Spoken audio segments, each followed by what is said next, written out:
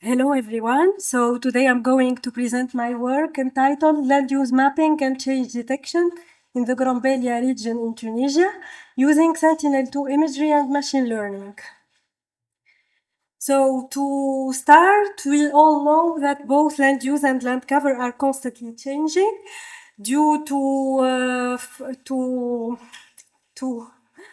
factors such as farming practices and urban expansion. And it's monitoring these changes is essential for sustainable management, food security, and environmental planning. In this context, using satellites Sentinel-2 satellite imagery combined with machine learning techniques constitute a powerful solution to produce reliable land use maps.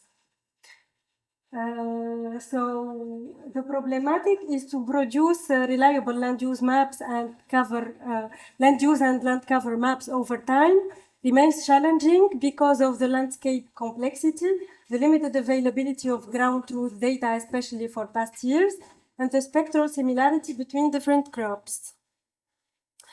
So the main objective was developing an effective land use classification methodology using Sentinel-2 multispectral imagery and machine learning techniques, but that was not the only objective. It was also to develop 3 classification methods to evaluate them and compare them. So for the study area is the Grambelia region in the northeast of Tunisia that covers an area of 372 square kilometers and which is known by its agricultural dominance such as citrus, cereals, olives, vineyards, vegetables, and it also includes Sabha, which is a lake, and spontaneous vegetation. To do this work for this study, I used Sentinel-2 L2A multispectral images, field truth polygons for the period of 2016, 2017, and 2020, 2021. And all this work was implemented in Python. And we used also QGIS and Google Earth. The methodology. First, Sentinel-2 L2A images were downloaded from the Copernicus Open Access Hub. For each of 2 periods were analyzed, 2016, 2017, 2020, and 2021. For each period, we downloaded images from November, January, March, and May. Then for each year, we did the stack of images to have a multi-temperature composite data set, an image composed of 40 spectral band.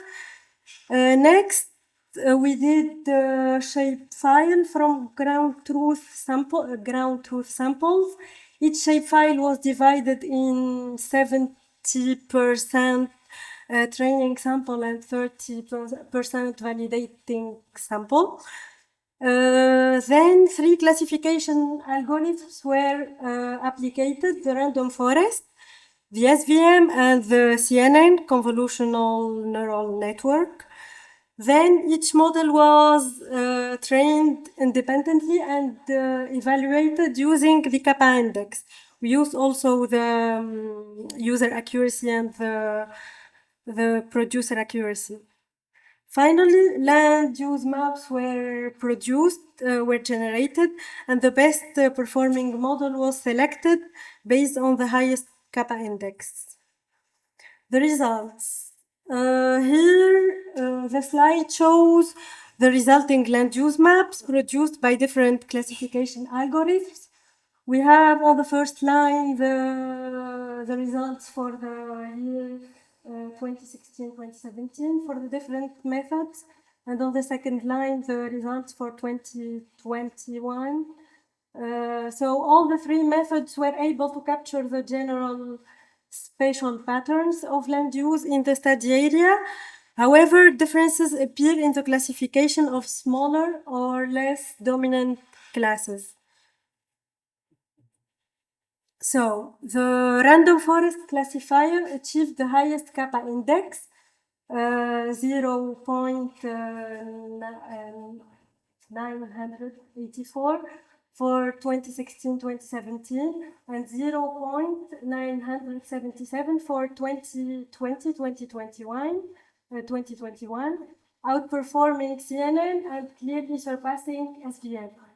The CNN model performed well with the dominant classes such as citrus and olives, but struggled with minority classes. In contrast, random forest demonstrated a better balance between producer and user accuracies across all classes. So here is the graphical representation of the area of each class in hectares using the random forest.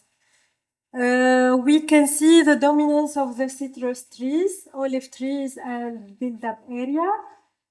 We see a reduction in citrus and olive trees for the year 2020-2021, and an increase in the spontaneous vegetation. This does not reflect only real land dynamic, but also classification errors.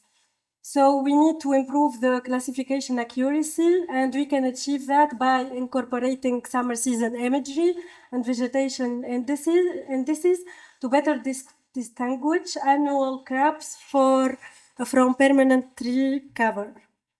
So to conclude, the study evaluated land use, land cover changes in the Grombelia region using Sentinel-2 imagery and the 3 classification approaches. Among them, random forest demonstrated the most robust and consistent performance, while CNN shows strong potential, especially for dominant land use classes. Although very good results were obtained, further improvements are still needed to better reflect real land use dynamics.